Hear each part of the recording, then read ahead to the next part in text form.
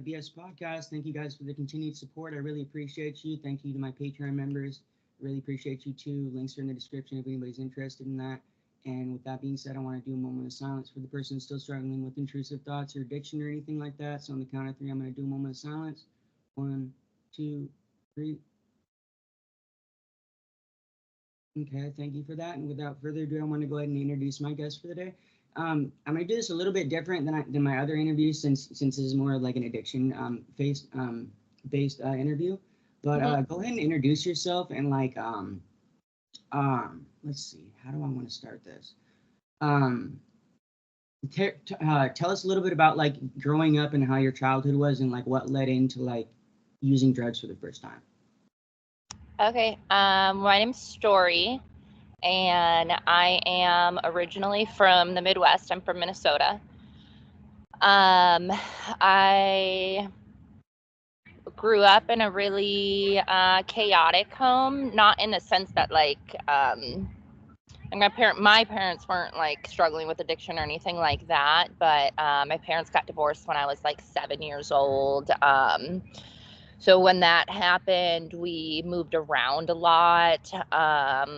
A little bit after my dad had left, we lost our place. And so there was like a time frame where like I went and stayed with friends and my brother went and stayed with friends and we weren't with my mom. And then once we got connected again, we were like staying in like rent rooms from somebody. And so we were very tight knit. And so from a very young age, I was moving around a lot. I think I told you before, like I've been to a lot of different schools, like except for 3rd through 6th grade, I think I went to a different school every single year, with like a mixture of like going off to rehab for months at a time, like throughout high school and stuff like that. But I think the first time I used, I guess would be alcohol. And I was 10 years old, and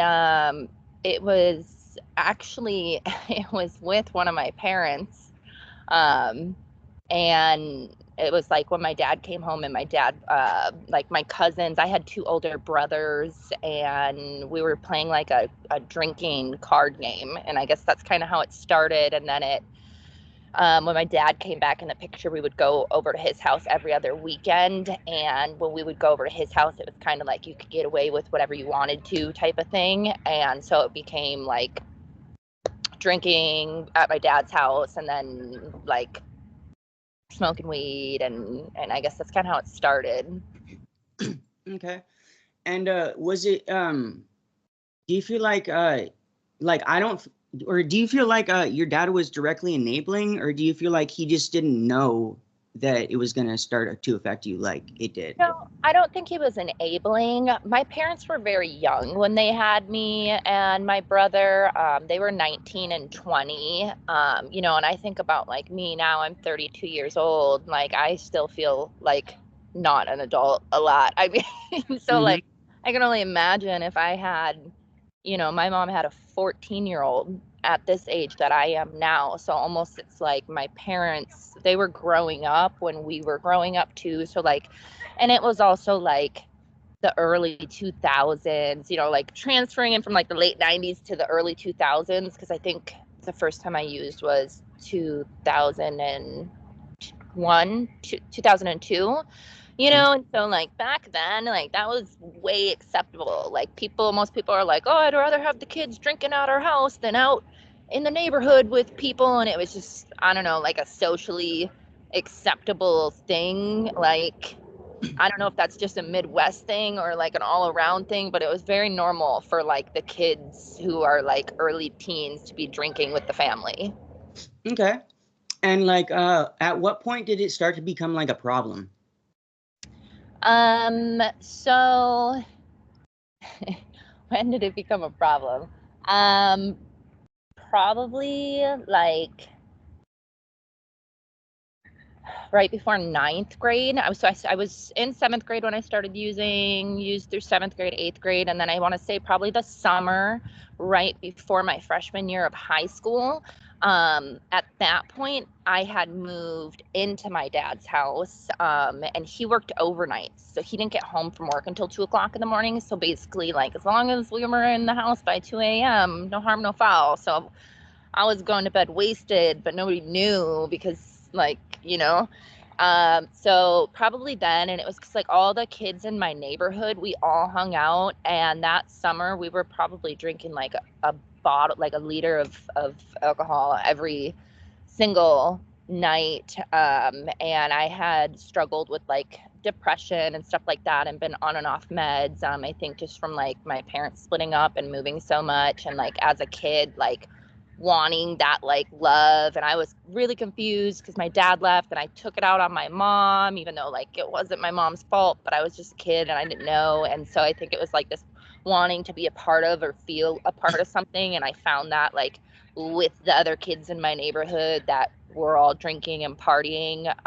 So when my freshman year of high school rolled around, I think I went to like the first month of my freshman year, and then I got sent to rehab for a couple months.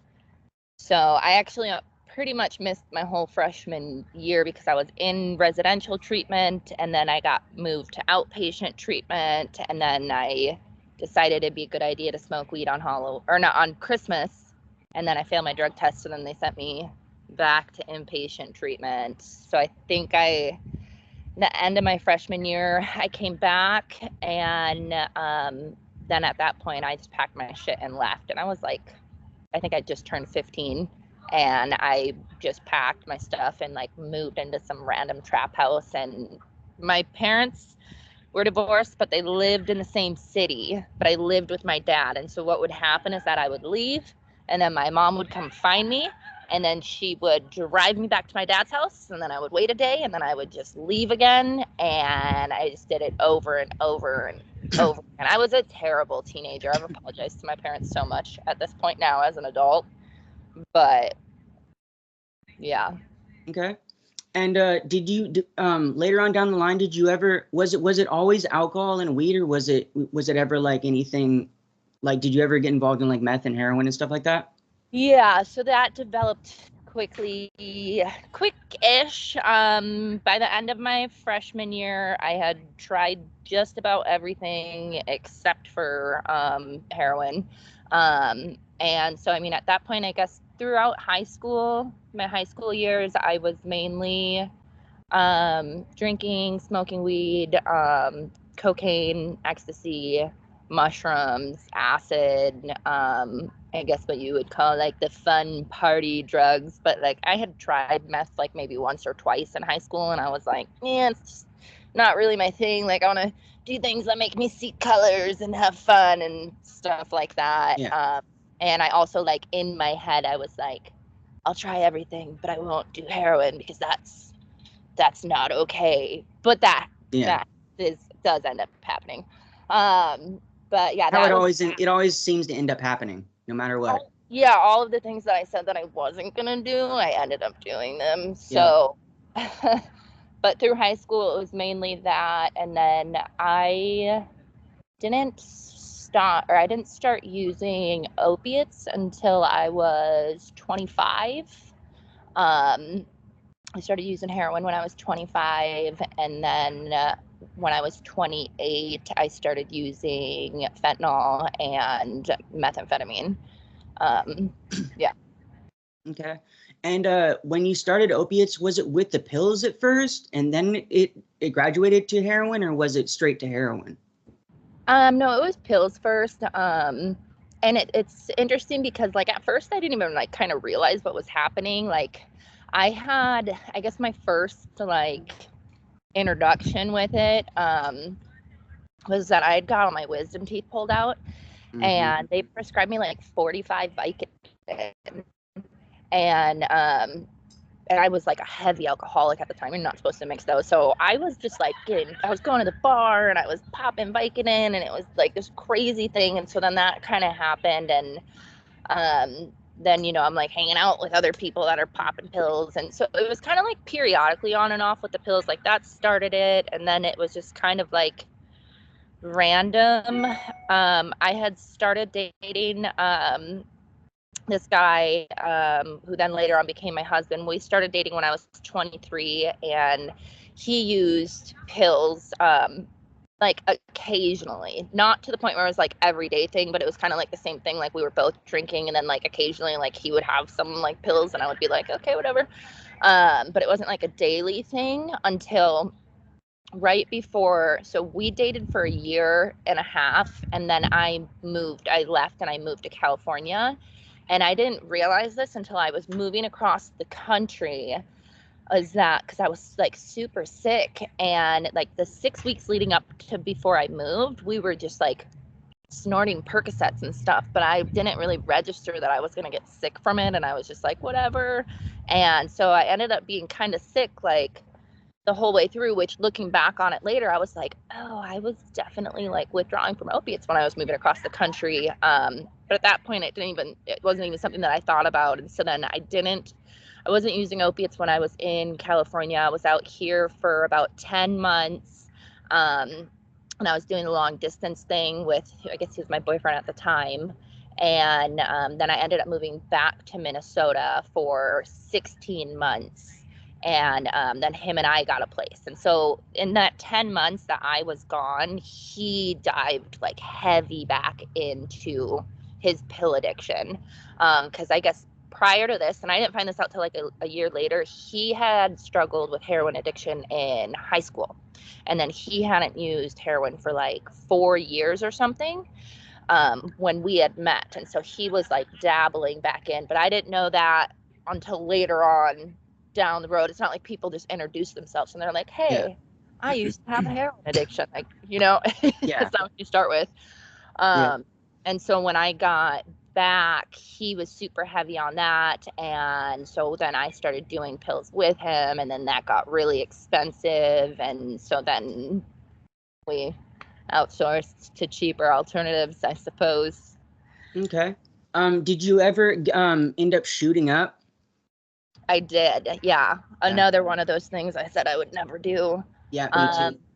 Me too. Yeah. I was against it for, I was always against it, but like, I always told myself, like, I stayed out for a long time. Like I smoked for like 5-6 years before I shot up. And then I was just so curious, like curiosity just killed the cat. I was just like, I just want to know how it like, why is everybody like, fuck that? Just do a needle. Like, yeah. Well, and when it happened, right, because I was very like stern on this, like with my husband, I was like, we're not doing that. Like, we're not like, we've taken it pretty far. We're not taking it that far. And at some point, I guess this guy who was one of our acquaintances was like, stay over at our house occasionally. And he shot up, and he was like very out there, but like fun and whatever your definition of fun is at that point. But he would like glorify it, right? Like he would be at the house, and then he would do a shot, and then he would be like, do all these crazy things. And I'm like, what is he doing? Like, why is he acting like that? And so same thing, curiosity. I'm like, maybe we should try it. You know what I mean? But yeah, I don't know. It's kind of fucked up. Do you remember the very first time that you did a shot? I do. I remember the first couple times, and I wasn't doing enough. And so I was like, this is stupid. I don't understand what the hype is. Like, this is like, why? And then my husband was like, just let me do it for you. Cause I was scared. Like I was nervous. I didn't want to put too much in. So I was like doing a really small amount because I was like, I don't want to die. And he was like, just let me make it for you. And I'm like, okay, fine. And it was mixed. So it was heroin and methamphetamine mixed together. And I remember the first time I did it because I like literally like not dropped to the floor, like dropped to the floor. I like in excitement dropped to the floor, was like, oh my fucking God. Like, cause my whole body was tingling. And I was like, this is what you guys are talking about. Cause the first couple times I was like, this is stupid. Yeah. Did you get the thing in your throat where you felt like you had to cough? Kind of? Oh, I don't know if it happened the first time, but I know what you're talking about. Okay. Yeah. Okay. And so during this time when you were using, were you through high school during this time, or were you still going to high school during this whole time you were using? No, I went to high school the whole entire time. I moved out of so I ended up moving out of my parents' house, like I said, and I was just staying with like random boyfriends at that point. I graduated high school. I went to college. I studied abroad. I was working full time, going to school full time. But I mean, so at that point, when I did that up until I was 25, it was like heavy drinking and then like party, festival, drug type of things. But like I had a serious alcohol problem. Like it was like every day. I can't tell you how many times I've blacked out in my life problem. And then once it switched over to like opiates, what's so crazy is that I remember when I did that and I couldn't drink anymore because I was throwing up.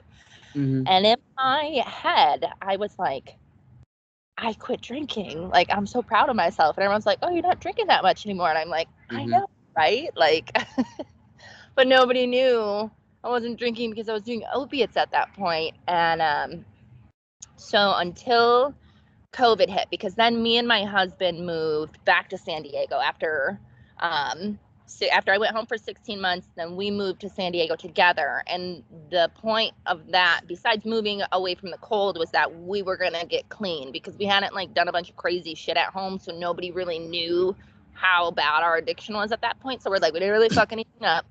Let's go get clean and like fix it. And so we got out to San Diego, and I think we were clean for about 2 months, and then found our way back into it. But we were both working full time, and until COVID hit. And so, because I was a bartender and a server, and he was a chef. And so when all the restaurants shut down and we both lost our jobs, that's when we stopped working. So literally from when I was like 14 years old until the pandemic hit, I worked full time throughout my addiction and alcoholism, or whatever you want to call it. And then once COVID happened, we just fucking were like, we had tried to quit a lot. Like every weekend we would try to like quit and be sick over and over and over and over again. And then I just got to this point when that happened that I was like, we're both getting unemployment, the full amount, because we've been working full time our whole lives. And I was like, I don't know why I wasn't like, we should go to rehab. You know, I was like, if we're going to do drugs, let's do drugs.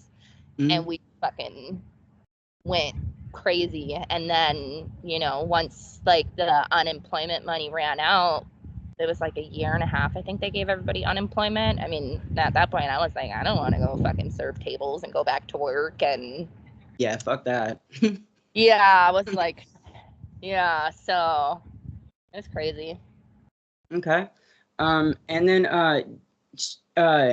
so did your husband end up passing away from drugs? Is that what he ended up? Yep. So we ended up during that time, during COVID, we ended up getting into legal troubles and like I caught a couple cases, he caught a case. And so what happened is that in September of 2022, I ended up getting arrested, and I had to go do 9 months at Las Colinas jail in San Diego County. And I had more cases than him, so he got probation and I got jail time. And he ended up running from probation. And so 2 months before I was getting released, he finally got caught by probation and they gave him 3 months. So he went to jail, and so somebody was like emailing back and forth for us because like you can't talk to each other. And I got out on June 12th, 2023, and then he got out on June 25th. I got released to a residential treatment program with an ankle bracelet on.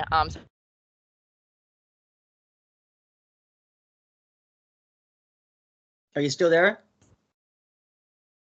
Hold on a second. I made a doctor appointment.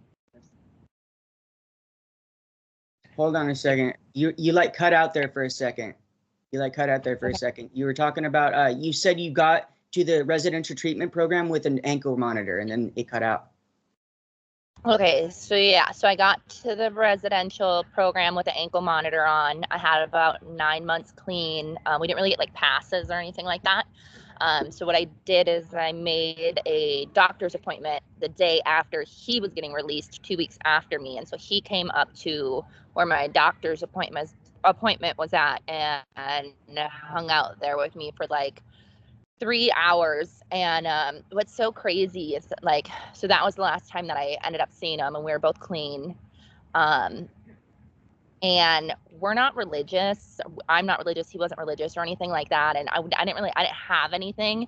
He didn't really have that much at that point either, but he was like rotary, like a black and pink rotary. And he was like, "Do you want this?" And I was like, sure, yeah, I guess. Like, I don't know. You know what I mean? It was like, okay.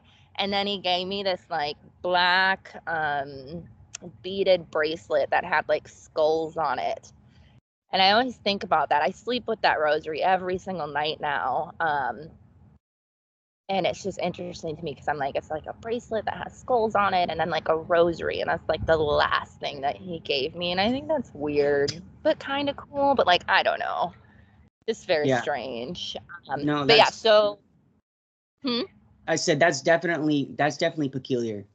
For sure. Yeah. So he didn't end up going to rehab. And then 2 weeks after he got out, then I got a phone call that they had found him on the trolley, unresponsive. Okay. And I'm sorry to hear that, first of all. And it's just crazy to me. One of the reasons that I reached out to you initially is because, like, the amount that your story like reflects like what happened to me, and because I told you that I was with this girl and we were in our addiction. Well, I didn't really tell you that too much about it, but I said that she died pregnant with my kid.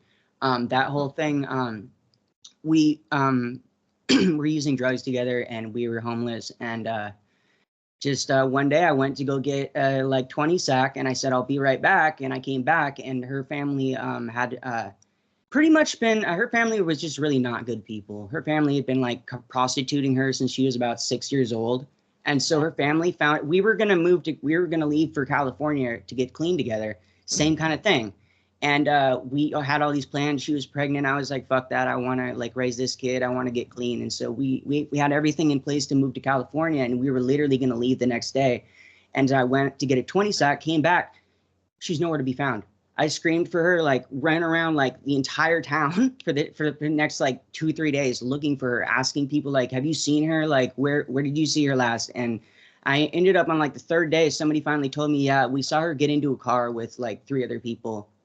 And then her cousin called me like 2 or 3 days after that. And they're like, yeah, so it was her family that did that. You're probably not going to ever see her again. And then about a month later, I got a call and found out that she had died. She had ended up killing herself because her family pretty much was forcing her back into the prostitution thing. I had gotten her away from that, and I guess she just felt so strongly she didn't want to be back in that life, so she took her life and ended up dying with my kids. So just it's crazy how similar like the stories are. When you were committing crimes, that's awful. Yeah, it's I've been through a lot of stuff in my life, and it's definitely the reason that I use drugs, and it's the reason that it took me so long to actually get completely sober. And what's crazy also is that I have so the person I decided and actually got sober with this most recent time, we're like best friends or whatnot. We kind of have like a friends with benefits thing going on, but it's not like official. But me and her got sober together. She's in California now. She's in school full time now, and it was so awesome because like everything worked out. But I'm really sad for you that things didn't work out. But I empathize, and I know exactly, like, maybe not exactly how you feel, but I can relate on that same wavelength. I wanted to let you know that. So, when you were committing crimes, was it to support your habit? Yeah, I mean, I didn't ever, I mean, I got arrested for sales, you know, so when I was committing crimes, I mean, it's because I was doing that. Like, I wasn't robbing people or stealing from people or doing burglaries, and I'm not like judging anybody whose addiction brought them to those places, but I guess the crimes that I was committing, I guess, was more like, you know, like making money and working for my money that way. But I mean, I started off to support my habit, because I mean, we were living a block off the beach, and you know, like affording a 1-bedroom apartment on the beach in PB, plus your habit and just every other expense, it gets expensive. And so yeah, I mean, it just kind of started out small, and then when COVID happened, a lot of people had money and there was a lot of time, and I knew the right people, and it just kind of happened. And then I guess you just kind of get like a taste of money, and it's been a little wild, but. Yep. Okay. And did you ever have to like use like methadone or like Suboxone to get off of the opiates, or was it like, did you just go to rehab and like get off of it? So when the times that we had like tried to quit on our own, on the weekends, we would get Suboxone and we would get Xanax to like help us sleep and like try to do it that way. But Okay. we were obviously never successful. I think when I was doing it on my own, the furthest I got was like 12 days or something. And then once I got clean is when I went to jail. And back then, they didn't. Now you can get Suboxone, you can get MAT services in jail. Before you couldn't, which I don't know if I would have continued to use them if they were available then or not, but they'll give them to you for 4 days. So when I got there, I think they gave me Valium for 2 days, and they gave me Suboxone for 4 days, and that was it. Okay. And then, so you haven't used since you got clean this most recent time? Nope. Okay. Nope. Cool. So I'll have 2 years on the 23rd of this month. Nice. Congratulations. Yeah, I'm like 3 years and 3/4, so almost to 4 years. Yeah. I still, full disclosure, I still smoke weed. Personally, like that's just a personal thing for me, and I know everybody's different, but for me personally, if I wasn't smoking weed, then I would be on a handful of prescription medications. Yeah, no, to deal with my PTSD, my anxiety, my social anxiety, my like I kind of have like a agoraphobia too, almost to an extent at this point. I kind of just I keep to myself a lot. I've been through so much in my life that it's hard to express what I've been through, and it's hard to, especially like if other people haven't experienced the same kind of trauma that you have. It's really hard to express that and to get people to understand like where you're coming from. So I deal with a lot of things, and I just personally, I feel that weed helps me, and I don't let it, it's just never gotten to a point where it's been a stepping stone to another thing for me. And I completely understand that for other people, it can be like the end all be all, and like you can't touch anything. But for me personally, I'm on methadone maintenance right now. I'm almost to the point where I'm on monthly carries, and once I get to that point, then I'm gonna have them start tapering me down so I can kind of just like I don't have to come in there every day and be around addicts and be around like because like no offense to the other addicts, but I've been clean now for so long that I don't want any part around any type of thing like that. I don't like. And like I can even feel in the air when there's just like some fishy shit going on, and I'm just like I just don't want to be part of this. Like I feel that some negative stuff. You know what I mean? So 100%. I'm working on getting off of methadone, but I smoke weed. That's pretty much what I was gonna say. Yeah. When I have friends that have successfully, like one of my good friends, she just got 5 years clean, and I want to say she was on MAT services for the first 3 years of it. Because we were talking with another friend who's coming up on their 2 years clean, and they were like, we were asked them if they were going to take time at the meeting, and they were like, I don't know, because I don't know if I should start my days over. And my friend who has 5 years clean was like, that's a choice that's up to you. But she was like, I didn't start my time over. She's like, I was on MAT services for the first 3 years, and she's like, and then I got off of them, and she's like, I still have 5 years. Like I didn't start it over and say that I have 2 years now. And so I think when it's used properly, you know, like I support MAT services. Like I've seen it work for people, and if it gets people, it's, you know what I mean, a stepping stone out of the fucking hell that a lot of us used to be in. Like I support it. And the same thing with like people who smoke weed and stuff like that. Like recovery is not a linear process. Again, like with you, what you said, like I understand why some people, like, it has to be nothing, like they can't do anything, you know what I mean? And I just support what works for people. Like I said, like I'm not religious, but people who are religious, if that's their thing, I support it. If people want to be cold turkey, nothing at all, like I support it. If people want to smoke weed, I support it, you know? Like I think as long as we're like trying to be a good person, like a good human, and, you know, like working an honest program for yourself, whatever that looks like, you know what I mean? Yeah. Like not like necessarily like NA or AA, like, but you have to be working some kind of program for yourself, like self-help, going to therapy, or like if you like to dance, or if you like to go fishing, or whatever it is that my mom says, whatever feeds your soul. You know, you need to do things like that. You need to work a program for yourself, and whatever people find that in, that helps them do good, like I support it. Yeah, completely. I completely agree.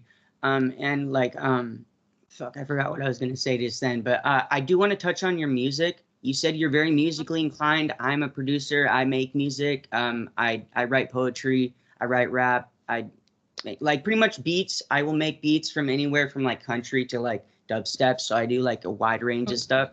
When did you start becoming involved in music, and why is that like so interesting to you? Like, So I guess I started as a kid. Like I went to the one time that I went to school, for the same school for 3 years. It was a performing arts school where we did like musicals. I was always in choir, talent shows. Like I was always on stage, doing stuff. And I always, like as a kid, I would write poetry or like write songs and stuff like that.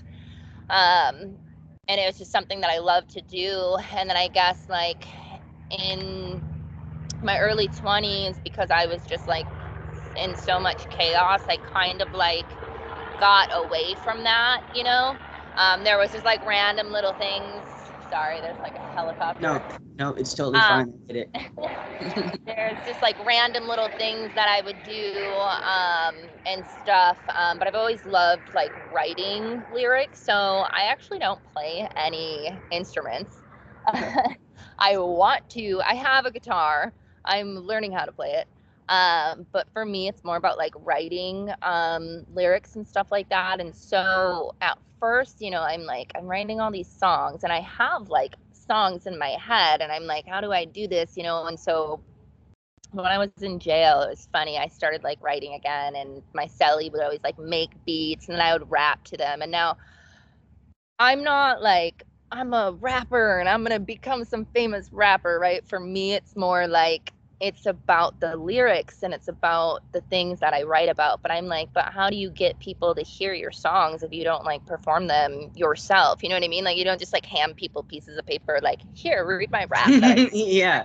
song that I wrote. So I was like, okay, I'm just gonna have to start doing it. And so when she got out of jail, she started doing some things with me, and then she fell back into her addiction, and I was like, oh my god, what am I going to do? Like, how am I going to do this without her? But before she had done that, I had already put myself back in school for music, and I didn't want to go to music education, or for like, I don't know, it was kind of weird, like to figure out what program to go to. And so I was like, okay, well, like I just need to learn how to do everything, like music production. I'm like, I don't want to rely on other people to like make a full song for myself, you know what I mean? And when I think of like, how does one become a songwriter? Like, it's a very like, I don't know the answer to that question. So like, I'm just taking small steps in directions that will hopefully get me there. And so now I'm in school for music production. I'm cross-enrolled at SDSU, and I go to Grossmont as well. And I love it. Like, it's awesome. But yeah, that's awesome. I saw you posting that one of your assignments was like, what songs are important to you. That's awesome. That's sick. mm-hmm. Yeah, that's sick. Yeah. I was like literally crying, like listening to it, because I'm just like, this is my life right now and what I've built for myself, and it's crazy. Yeah, I love music that like the music I love the most is the music like if I get goosebumps, if I get full body goosebumps, or I like, or it can make me cry because I'm like an empath, and so I feel everything. Like, and that's part of why like I only do one of these interviews like a week, because I feel like when I'm interviewing somebody, I'm right there with them, and so I need to be careful how much like I expose myself to that, because it can like be overwhelming for me, and it can start to affect my mental state. So that's why I Yeah. kind of like, Oh, look. you know, Yeah. so music is just always Secondary been, trauma, real thing. yeah. Music has always been super special to me, and like if it gives me goosebumps, it's a winner. If it makes me cry, it's a winner for sure. Because yeah, so I try and make Yeah. music that I know people can relate to, and like that's what like really literally when I started getting serious about it too was when I started to get like sober and clean. I was like, you know, I want people to understand like what it's like to like really be here in the trenches and like really like feel like your life's about to end tomorrow, you know, like, and just like be there with the person and just understand, because I feel like there's so much that people don't understand about addiction still. Like even to this day, like people just don't, a lot of people just don't get it, and they think that we're just like bad kids, or like, you know, we're just like horrible people because we're choosing to continue using drugs, when it's like it's the drug that's living you. Like you're not even like living your life. The drug is living you. Like, you know, it's running the show. At least that's the way that it was for me. So I think we should definitely collaborate on something for sure with the music. That would be sick. Yeah. How long are you going to be transferring to another school, or are you just going to be doing the music program at this school? At SDSU. So I'm, like I said, I'm cross enrolled right now. So I'm at Grossmont, and then I'm cross enrolled for one class at SDSU for this semester and then next semester. And then the goal is to be full time at SDSU next fall for the MRAD program, which is the music recording and audio track design program here. So I'm applying for it this semester for next fall. So hopefully I'll get in. That's the goal. I've been prepping for it for over a year. When I was talking to my counselor at school, when I was like, I want to go to this program at SDSU, and she's like, it's going to take you 22 months just to prep for this program to like apply for it. And I was like, yeah, let's do it. You know, and she's like, okay, you know, and we're like 14 months into it. Have had like, I got 1B. I had straight A's last semester, or last year I got 1B. Like I've been super focused on it. And then too, like, so you have to keep your GPA above a 3.75. And then if you get accepted on paper, then you have to send in 2 audition tapes of 2 things that you've fully produced on your own, and then write like what your musical vision is. And in the audition requirements, it's like apply like you're applying for your dream job, because this is a super competitive program to get into. And so I'm reading over this with my counselor, and she's looking at me, she's like, this is what you want to do? And I was like, yeah, let's do it. Like it's very daunting, and I feel like it's this huge goal that I do doubt myself, right? I like sometimes, like as I've been doing this process, I'm like, can I actually do this, you know? But I just keep taking steps forward, and I want to set goals for myself that I honestly don't know if I can achieve them,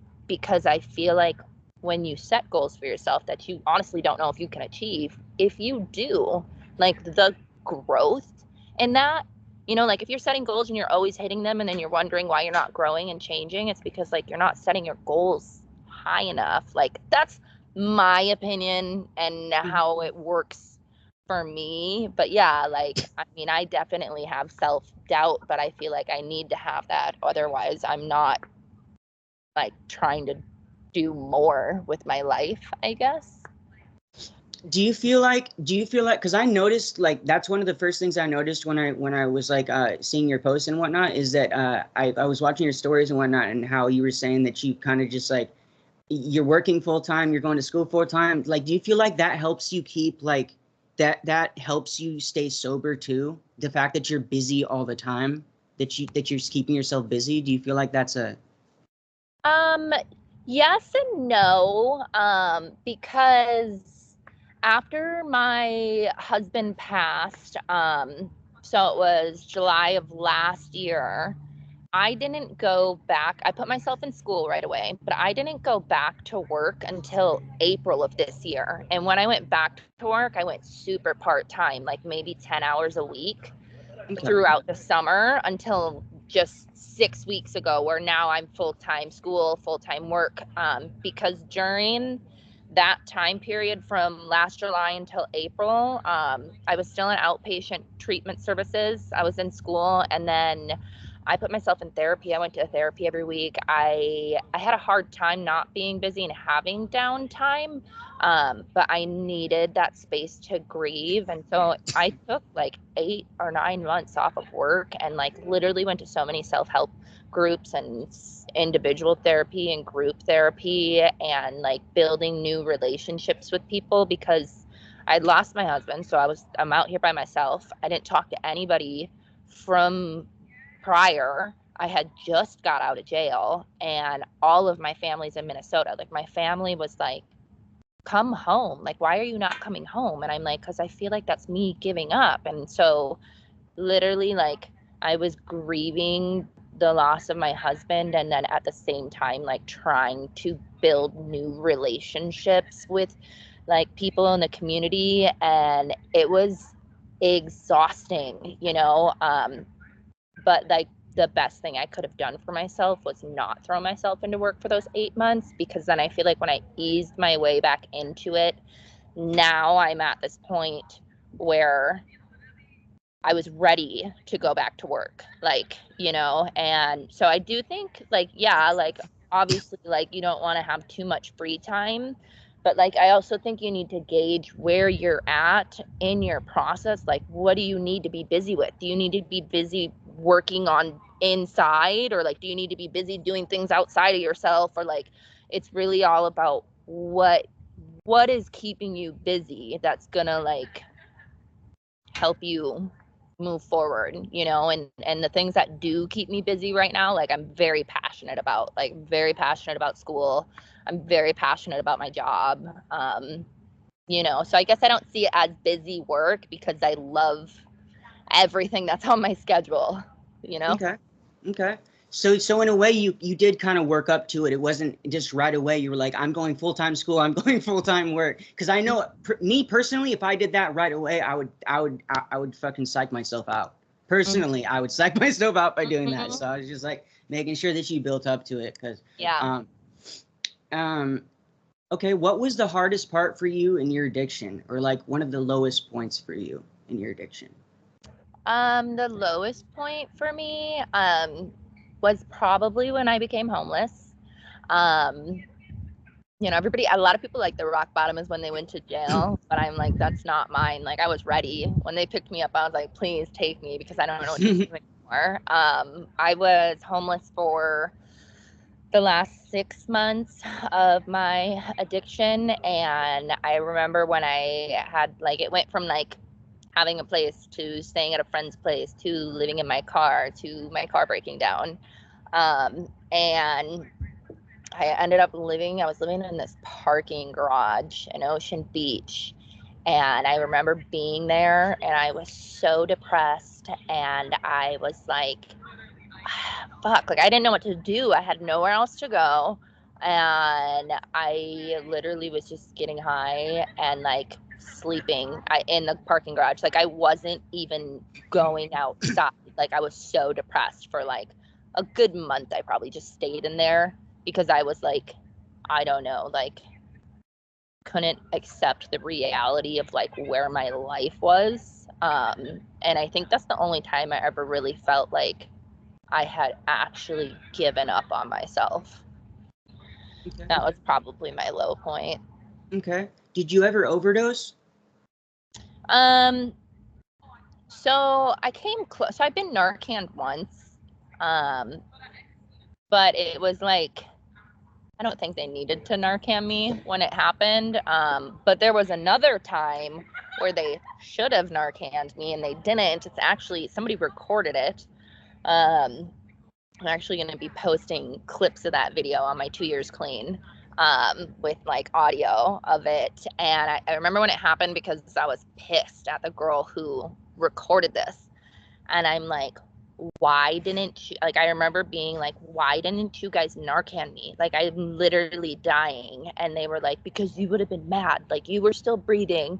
If we would have Narcaned you, you would have been pissed. Da da da da da. You know, and like, I guess I get that, you know, like, right? Because when you do Narcan people and then they come back and they're like, Yeah, then they're not high anymore. They're not high anymore. And they're like immediately in withdrawal. And so like, I see their side of it, but then like I look at this video and I remember when that happened and how upset I was. But then like looking, once I got clean, and then I reached out to that girl and I was like, hey, do you still got that fucked up video you took of me? And she sent it to me, and I remember watching it for the first time. Like, I think I was like maybe like a year and a half clean the first time I saw it since like back in 2020, and it was hard to watch. I was like, damn, like so yeah, so I definitely came close, but I guess flip side of that is that I was the one who was always Narcanning people. I've Narcaned 23 people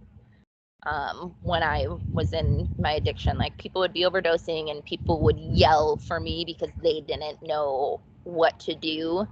And processing that, you know, like there'd be times where there wasn't Narcan and you're like literally doing rescue breathing and breathing for people for what seems like an eternity, waiting for somebody to run back with Narcan, and just like the adrenaline going through your body. Like, and a lot of people get up and run, and for me, I'm like, no, like, you know what I mean? Like, I'm gonna do everything I can to like save this person, but it's like a really surreal feeling, like literally breathing for other fucking people, and it's heavy shit. Yeah, I feel Have you like ever had it? Side of that more. What was the last part? Sorry. I said I feel like I experienced the other side of that more, like the bringing people back part than actually like me coming back type of thing, you know? Okay. Did you ever have anybody like die in your arms or die on your watch when you tried to save them? That's happened to me a couple times. No. So every time it happened, nobody died. And I think that, so once I went to jail, probably like 10 people I know died in that short 9-month time span.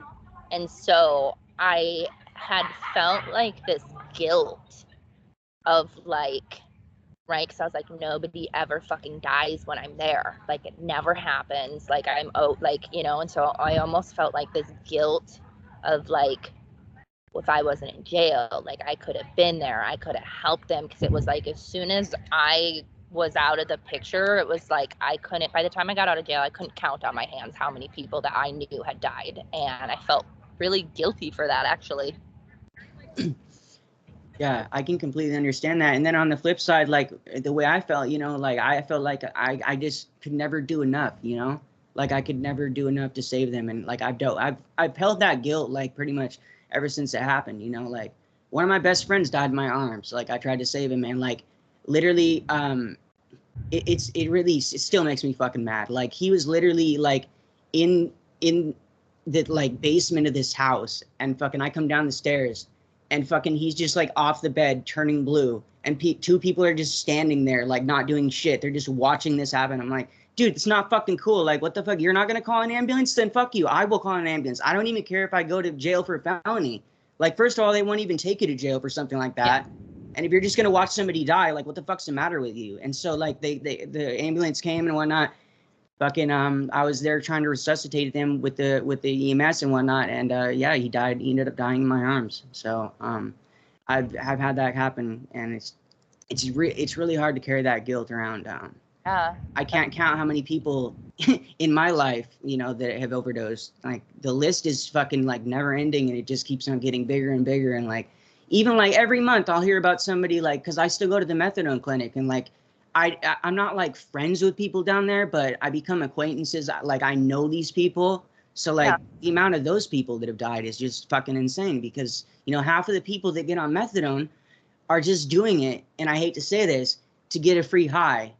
And then once they get that free high, they're going to add Xanax to it, because they're still not ready to actually be clean. They're just using this as a crutch, like an actual crutch to then get more high. And it's just, it's crazy. And with fentanyl and everything, you know, you can't trust anything nowadays. So it's just, I'm also grateful that I got out when I did, because I know for a fact if I was still using drugs, like when I got out, fentanyl was just barely starting to creep into everything, to the point where the person I was using drugs with could actually smell the fentanyl, because she would smoke, I would shoot. So she'd be like, this doesn't smell right, da da da da, be really careful. And there was a few times where I almost overdosed with that, but I noticed that, and I'm just like, if I was still using, I would be dead. I know for a fact I would be dead if I was still using drugs. So I think that life happens in such a crazy way, and the fact that just the fact that I decided to get clean when I did is just mind-blowing to me. It's just mind-blowing. Yeah. Yeah, I'm always very grateful of I guess, I don't know if that's the right word to put it, but I'm grateful that I get to walk through my grief clean, you know, because something that at some point I had to process was if my husband would have passed away and I would have still been active in my addiction, I can 1000% say that I would not be here today. And not necessarily because I would have been intentionally trying to kill myself. Not saying that I didn't have some dark times. I found myself in some dark places, and I was real hopeless, and that was completely sober. But I just think that I would have just been trying to get so high because I just wouldn't have cared. And so I had to acknowledge that fact at some point during that process, that I'm grateful that I'm clean to go through this, because I definitely would not be here had that had happened when we were still living on the streets together. Yeah, for sure. How's your relationship with your parents? I noticed that you went and spent some time with your dad. How have you sat down and talked to them about how things were for you when you were addicted, and have you had that conversation with them? I'm very close with both of my parents. I have a great relationship with both my mom and my dad. I'm very grateful for that. You know, they've always known, I've always been honest with them, even when I was doing all the shit that I was doing, I wasn't hiding it. I was just very much this is me, and accepted. And, you know, and looking back on it, it was definitely I had a fucking ego problem at the end of that there, thinking I was untouchable and I could do whatever I wanted.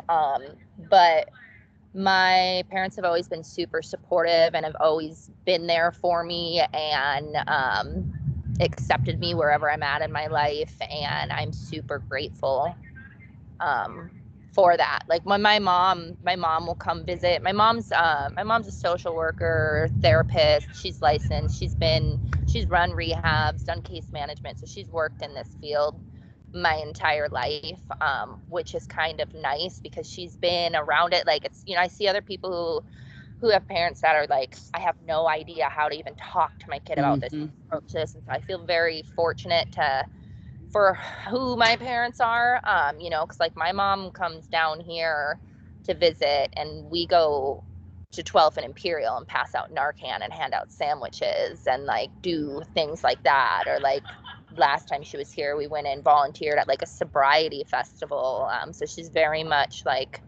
a part of it, and super grateful for that. Yeah, I'm very close with both of them.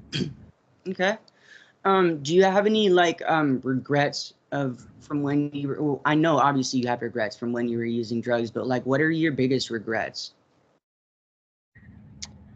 I try not to focus on that too heavy. You know, I think that there's always some kind of well, what if or whatever, but I try not to get caught on that. I've always been a firm believer of you know, if it made you smile at one point, then you shouldn't regret it. If that's what made you happy then, don't regret it later. So I feel for me, I don't know I could pinpoint any exact regrets. I don't know if I have any, because I feel I'm at where I'm at because of the choices I made, and I also take accountability for the choices that I made. I don't try to blame it on anything else or anything like that. made some choices that weren't so great, and I acknowledge that and I accept that, and there's consequences, and I've lived through that, and I wouldn't be where I am at today had I not made all the choices I made before. So I don't know that I regret any of it. I don't think I would do it again. No, I wouldn't do it again. I know I wouldn't do it again, but I wouldn't change it. Okay. And if you were gonna like if you were speaking to like a high school class or something, and I know you've probably done some stuff similar to this. I don't know about high school classes, but I know you've spoken in front of people before. And like for people that maybe would be thinking about trying to experiment with drugs, what would you tell somebody like that that's maybe thinking about starting to experiment with like, and I'm not talking about like, well, every person is different, but for this, I'm more referring to like experimenting with like coke and harder drugs and stuff that like that. I mean, I guess like when you're trying to talk to kids like that, it's yeah, I don't know, I guess it just depends, but you know, like that if you think you're not going to do, like you say you're not going to do something, like all it takes is like to be a little drunk to like end up trying something else. Like you think there's not a gateway, but there kind of is. And so I don't know, I've never thought about like what I would say to high school kids. Like I've talked to a lot of adults and I've spoke at the jail and things like that, but I guess I've never thought about like what I would say to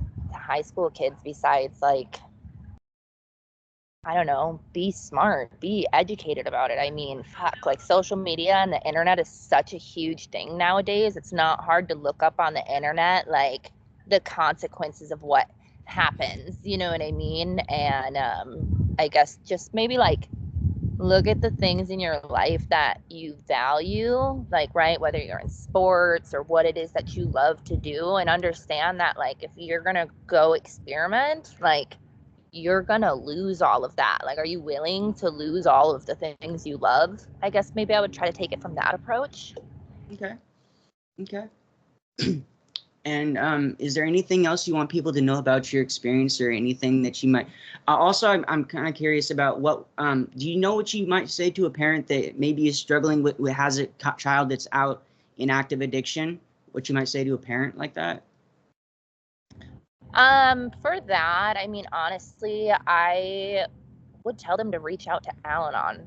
Like, I know it's kind of like but like networking, like having a support system is a real thing. And I think a lot of times when parents have adults in active addiction and they don't have other people in their family or people around them that have a similar situation, it can make them feel very isolated and alone and not knowing what to do. And then like they get angry and frustrated. Like I said, I kind of, with one of my close friends who went back out, her mom was very much, had no idea how to approach it. And so before my friend went back out, when my mom came to visit, like me and her and my mom and her mom, we all went out together. And so it was nice for them to be able to kind of talk. And she really like reached out to my mom because she's like, I don't know what to do. So I think the biggest thing is to find other people who are in a similar situation, because you feel like you're alone, but you're not alone. And there's other parents like that, and you're going to find them at Al-Anon meetings and stuff like that. Like it's, you got to find other people that to help you go through it. You know, like there's not necessarily a guidebook of how to walk through it. But there's other people that can do it standing next to you, you know? Okay. Okay, cool. And is there, in closing, is there anything else that you want people to know about your experience? I don't know, just that, like, you know, if you or anybody you know who's struggling or anything like that, like, it doesn't matter how bad it gets. Like, you can get pretty low, you can come back from that, you know, and it might seem overwhelming at first. You just take it one step at a time, one day at a time, and those little steps turn into, you know, big gains. And you know, for me, like I found myself in a place where I was hopeless, right? Like I hated hope. I literally was like, there's no such thing. And that was really hard to get through. And now I'm in a place where I do believe in hope again. And so it's possible, you know, you definitely got to want it, and it's hard, not going to get handed to you. Like, you don't get clean and then everything's rainbows and sunshine. Like, life still happens. But there's just a lot more joy. I feel like a lot more pieces of joy in your life if you are trying to do the right things, I guess. Okay. And that brought up one more question. This always happens. I get a question and then my mind will blank and I'll forget it just like right away. Damn, I forgot it. Okay, if I remember it, I'm gonna message you on Facebook or something if I remember it. Right. But yeah, with that being said, thank you so much for coming on the show. We definitely should do a collaboration sometime. I'll stay in touch, and if you ever want to do a part 2 or anything like that, let me know, and we'll make it happen. Absolutely. Thank you so much for having me. Yeah, no problem. Have a wonderful day. You too. All right, bye. Bye.